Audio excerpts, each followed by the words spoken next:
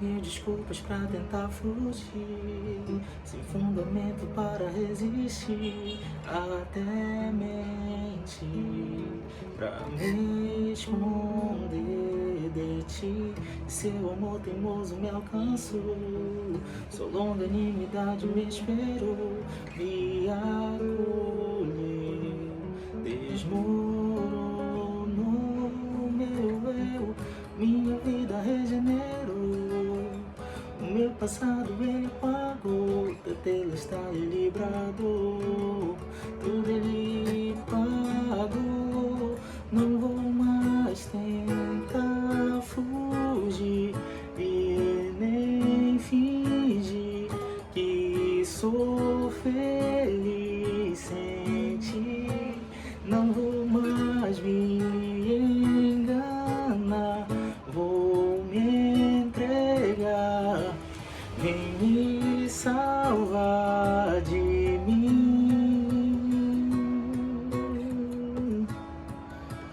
Inventando mil desculpas para escapar, terceirizando a minha culpa para disfarçar. Eu sei a minha covardia.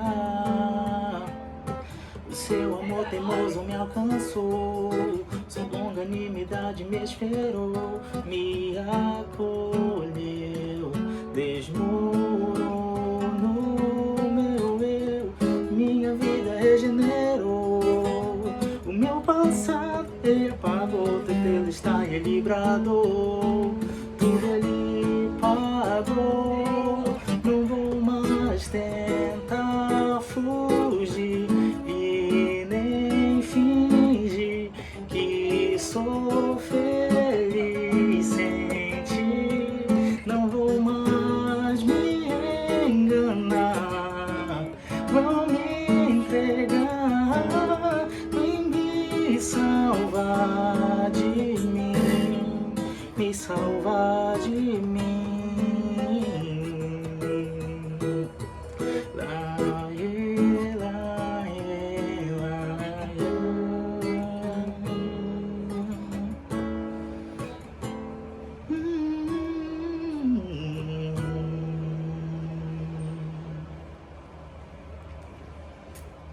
Glória a Deus.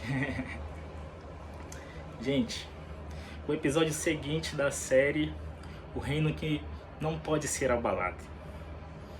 Hoje nós vamos fazer um episódio um pouco especial. Nós vamos falar, como está no título, sobre o paradoxo do reino. E o que é o paradoxo desse reino? O que é um paradoxo? É algo que é contrário àquilo que já está estabelecido ou fundamentado. Aquilo que é comumente conhecido. É aquilo que já está ali na cultura. Um paradoxo veio para contrariar ou para responder ou para questionar isso que já está estabelecido. E que tipo de paradoxo do reino é esse? Porque nós sabemos que nós fomos transportados para esse reino. Nós sabemos que nós estamos dentro da fortaleza deste reino, como nós já aprendemos nos episódios anteriores. Então, por que o rei desse reino não pode ser visível, não pode ser tocado, não pode ser palpado, não pode ser visto a olho nu? Isso é um paradoxo. E é diferente de todas as outras religiões. Porque a gente percebe que o evangelho, que o cristianismo, ele vai para além dos limites da religião. E me veio à tona agora o que foi dito por um influencer, por um youtuber que já foi do meio gospel, hoje não é. E ele falou que em Jesus a gente não encontra felicidade. E uma das justificativas dele era justamente esse paradoxo. Eu não quero gerar polêmicas, mas ele falou É um youtuber muito conhecido, né, no meio gospel. Agora ele não atua mais no meio gospel. Ele falou justamente que religião é essa, que Deus é esse que a gente não pode ver, que a gente não pode tocar, que a gente não pode palpar. E esse é o paradoxo do reino que nós vamos ver aqui nesse episódio.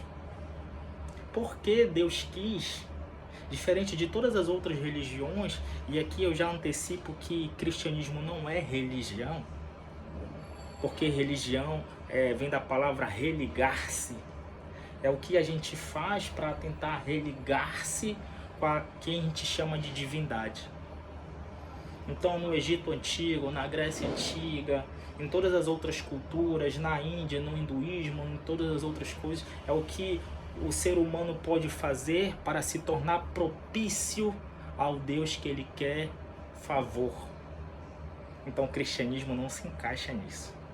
Porque cristianismo não é o que a gente fez para nos reconciliarmos, mas é Ele, o que Ele fez e se reconciliou conosco e nos deu o ministério da reconciliação, como diz o apóstolo Paulo. Então o cristianismo não é religião, então o cristianismo foge disso. E outra, por que a gente não pode tocá-lo? Por que a gente não pode vê-lo? Primeiro que é um privilégio que Deus nos concedeu somente nessa vida agora, de agradar a Ele com fé. Porque na outra vida, no céu, para quem acredita, nós não vamos precisar de fé. Então Deus estabeleceu um fundamento de agradá-lo, falando, olha, porque quem reconhece que Jesus é Deus, e nós vivemos 2000 anos depois da vinda de Jesus encarnado, a gente descobre que ele já veio. Então, em algum momento da história, os fiéis já puderam tocá-lo, já puderam vê-lo. O próprio apóstolo João fala sobre isso nas suas cartas. Ele fala, nós tocamos, nós o apalpamos, nós fizemos o que estava estabelecido ali naquele momento. Só que Jesus fala para Tomé, bem-aventurados sois vós, aqueles que não viram, mas creram. E a forma que eu escolhi para vocês me agradarem, não agradar no sentido de estabelecer algo para agradar a Deus, porque foi Ele que fez primeiro para a gente. Foi Ele que nos reconciliou consigo mesmo, nos dando Cristo.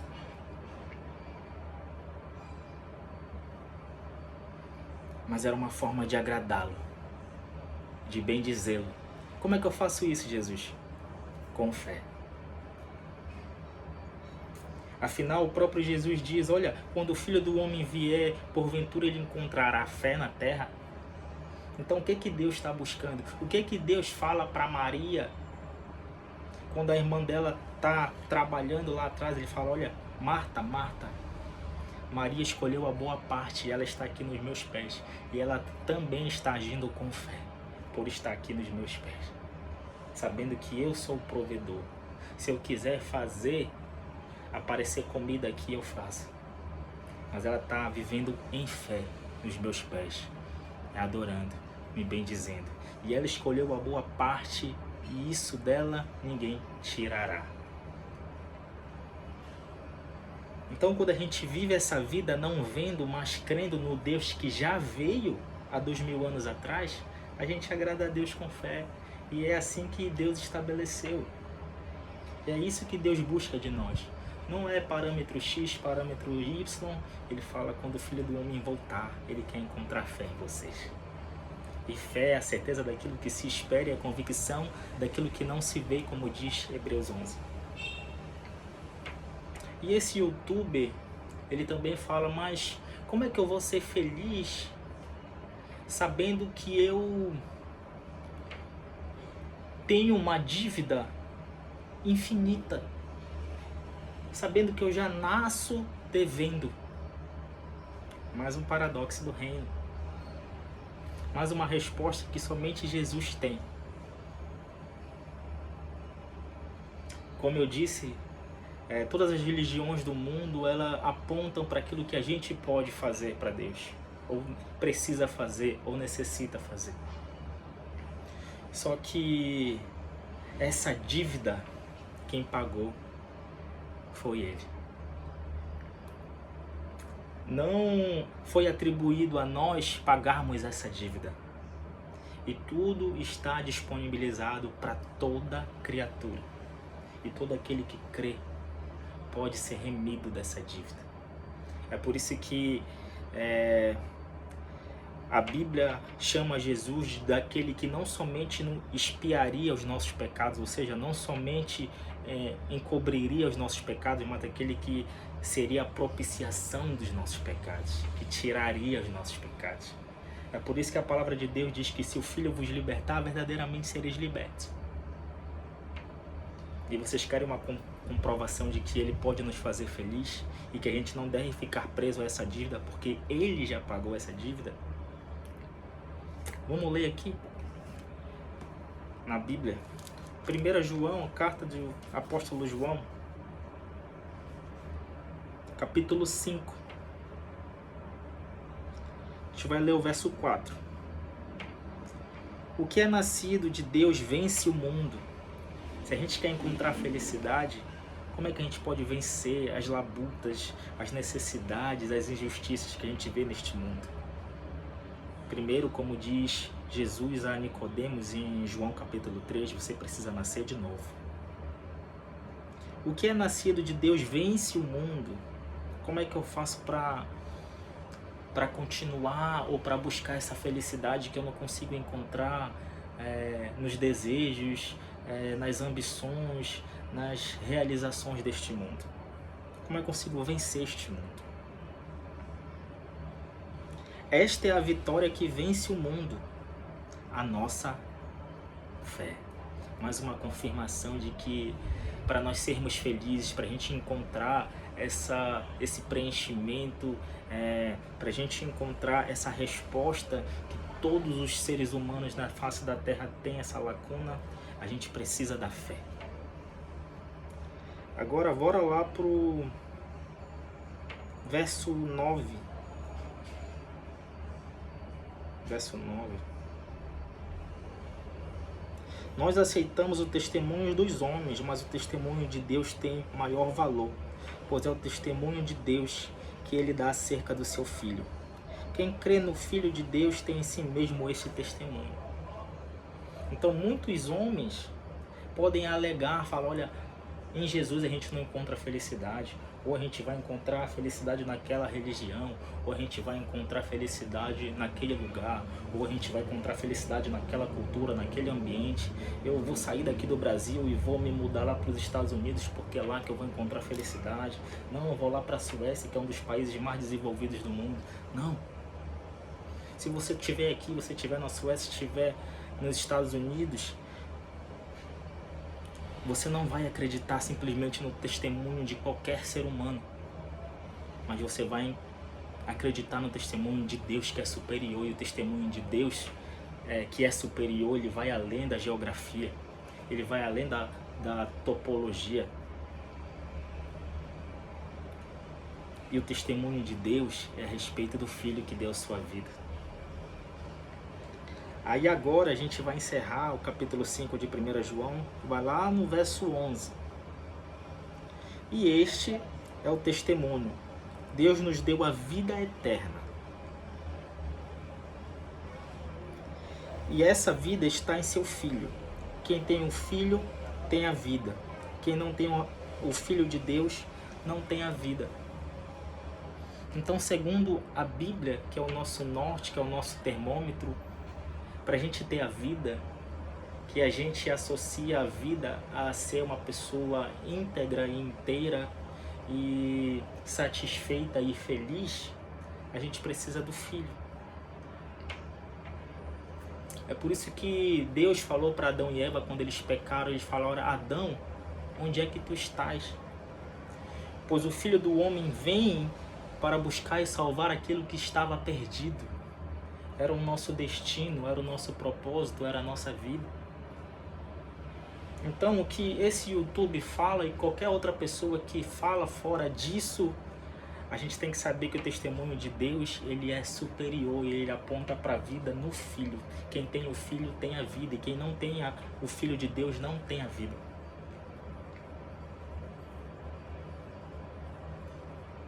E a gente não precisa estar tocando para saber, para ter a certeza, a confirmação. Eu gosto do Salmo 36 que diz assim mesmo: nele está o manancial da vida, na tua luz nós veremos a luz. E o que é a palavra manancial? A palavra manancial é a palavra fonte, é nascente, daquilo onde tudo sai, daquilo onde tudo surge. Nesse manancial está a vida, como diz o próprio evangelista João, em João capítulo 1, verso 4, ele diz assim mesmo: na tua luz nós veremos a luz. Em Cristo está o manancial da vida. Em ti, Jesus. É incrível esses textos. E como a gente estava dizendo, quem tem o Filho tem a vida. E nada que foge disso vai conseguir nos sobrepor e nos satisfazer. E a gente precisa confiar e acreditar no testemunho de Deus, que Ele é superior a todos os homens que possam dizer o contrário disso. E esse é o paradoxo do reino, que a gente pode confiar.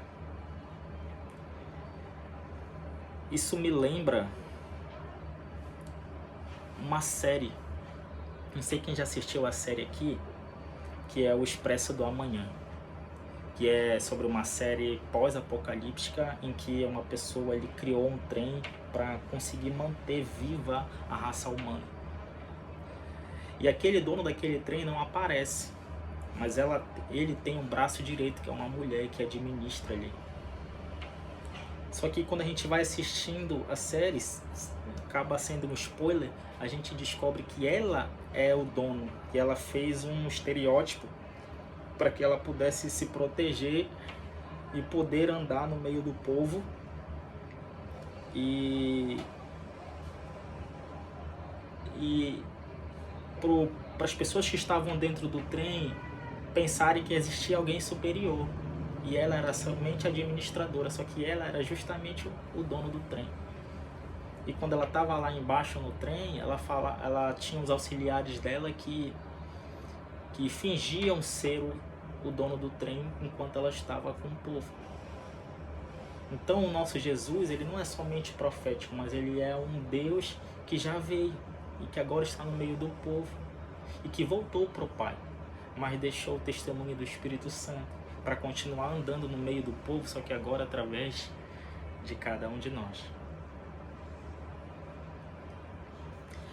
Então, agora a gente sabe desse paradoxo do reino, que a gente agrada a Deus com fé, porque a gente não precisa tocar, ver, apalpar, mas a gente crendo, a gente agrada a Deus, e a vida daquele que nasce de novo é uma vida de quem quer agradar a Deus naturalmente. E como diz esse YouTube, por que nós temos uma dívida? Nós não necessariamente temos mais essa dívida. Essa dívida já foi paga, está disponível para todo mundo. Nem todo mundo está usufruindo dela, mas está disponível para todo mundo. Então isso traz um conforto, um alívio, uma segurança, uma plenitude, uma integridade que somente quem tem o Filho é capaz de usufruir, de viver. Isso traz pra gente essa felicidade que esse YouTube estava tentando buscar, mas em todos os anos dele como crente ainda não tinha desfrutado. Então a vida com Deus, ele é um paradoxo, mas ele é um paradoxo explicado, discernido em Cristo, e se torna claro e simples quando a gente lê a Bíblia na perspectiva do Evangelho. E isso traz paz pra gente, cara. Que é o que realmente falta para todos nós, ou para a maioria das pessoas. Este é o testemunho que vence o mundo. Espero que vocês fiquem com essa mensagem aí. Deus abençoe. Até o próximo episódio.